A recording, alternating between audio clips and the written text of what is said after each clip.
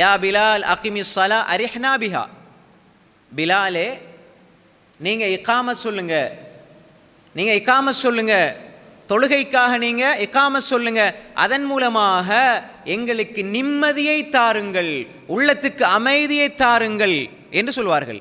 அப்போ தொழுகையில் அல்லாஹ் மனதுக்கு நிம்மதியை வைத்திருக்கிறான். ஜமாத்தோடு நேர காலத்தோடு ஜமாத்தோடு வந்து தொழுவதில் அல்லாஹ் நிம்மதியை வைத்திருக்கிறான். தொழுகையை விடுவதில் அல்லாஹு தாலா மன நிம்மதியை சீர்குலைக்கின்ற அந்த தன்மையை வைத்திருக்கிறான். ஒரு மனிதன் வாழ்க்கையில் தொழுகை இல்லை என்றால் அவன் செய்கிற மிக மிக பெரிய பாவம் அது முதலாவது. ரெண்டாவது, தொழுகை இல்லை என்றால் அவனுடைய உள்ளத்தின் ஆரோக்கியத்தை அவன் சீர்கெடுக்கிறான். அவனுடைய உள்ளத்தின் ஆரோக்கியத்தை, மன நிம்மதியை அவனே சீர்குலைத்து விடுகிறான். மூன்றாவது, அவனது பிள்ளைகளுக்கு முன்மாதிரியாக இருக்க வேண்டிய அந்த மனிதன் அவன் முன்மாதிரி என்ற அந்த இடத்தை இழந்து விடுகிறான். நான்காவது, பிள்ளைகளுக்கு நீங்கள் தொலை சொல்லணுமெண்டா நீங்கள் தொழணும். அப்போ சில அறிஞர்கள் சொல்லுவார்கள், நீங்கள் தொலாட்டி உனக்காக நீ தொலைலண்டாலும் உன்ட பிள்ளைகளுக்காகவாவது தொழுன்னு சொல்லுவாங்க. ஏன்? வீட்டில் வாப்பாவும் தொலைல அம்மாவும் தொலைலண்டா பிள்ளை எப்படி தொழும்? பிள்ளைக்கு அந்த பழக்கம் வருமா? வீட்டில் எதை காட்டுறாங்களோ அதை பார்த்து தான் பிள்ளைகள் பழகும்.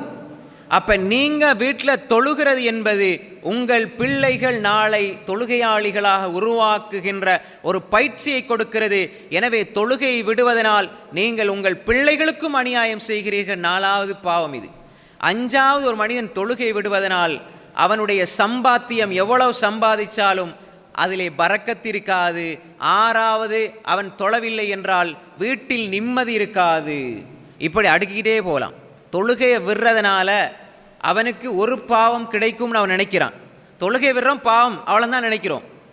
இல்லை சகோதரர்களே, நீங்கள் தொழுகையை விடுவதனால் உங்களுக்கு நீங்கள் அநியாயம் செய்கிறீர்கள், உங்கள் ஆன்மாவிற்கு அநியாயம் செய்கிறீர்கள், உங்கள் பெற்றோருக்கு அநியாயம் செய்கிறீர்கள், உங்கள் பிள்ளைகளுக்கு அநியாயம் செய்கிறீர்கள். நீங்கள் சம்பாதிக்கின்ற அந்த சம்பாத்தியத்தில் பரக்கத்தை நீங்கள் இழந்து விடுகிறீர்கள். உங்கள் குடும்பத்துக்கு கிடைக்க வேண்டிய நிம்மதியை நீங்கள் இழந்து விடுகிறீர்கள்.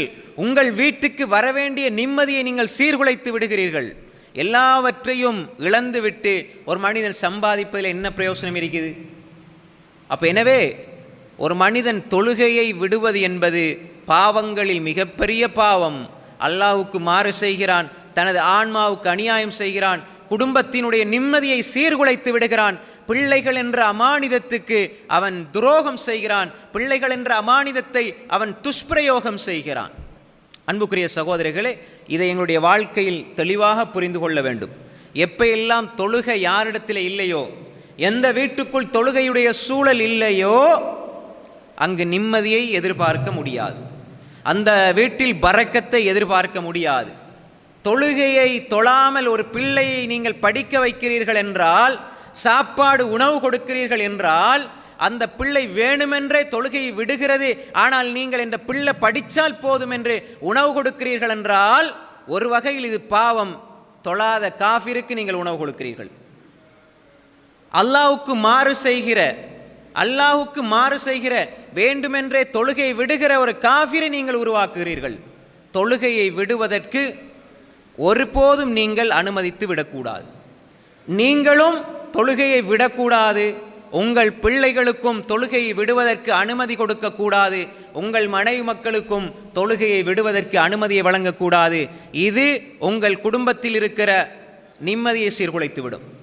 நீங்கள் செய்யலைண்டா உங்களோட நிம்மதி போகிற மாதிரி உங்களோட வீட்டில் இந்த தொழுகை இல்லை என்றால் வீட்டினுடைய நிம்மதியும் பரக்கத்தும் போய்விடும். அல்லாஹுடைய அருள் அந்த வீட்டுக்கு இறங்காது, கிடைக்காது.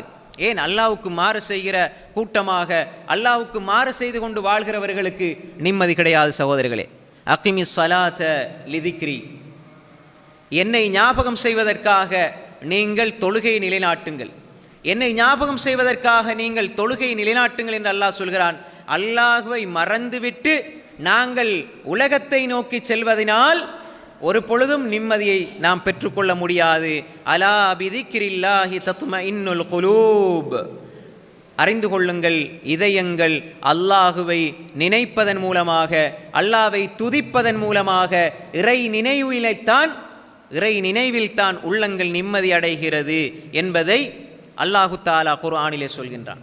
அன்புக்குரிய சகோதரர்களே, இது போன்ற உதாரணத்துக்கு தொழுகை, இந்த தொழுகை, இதற்கு இவ்வளவு தொழுகை விடுவதனாலே ஒரு மனிதனுடைய நிம்மதி இவ்வளவு பறிக்கப்படுகிறது என்று சொன்னால், அடுத்தடுத்த பாவங்களை எடுத்து பாருங்கள்.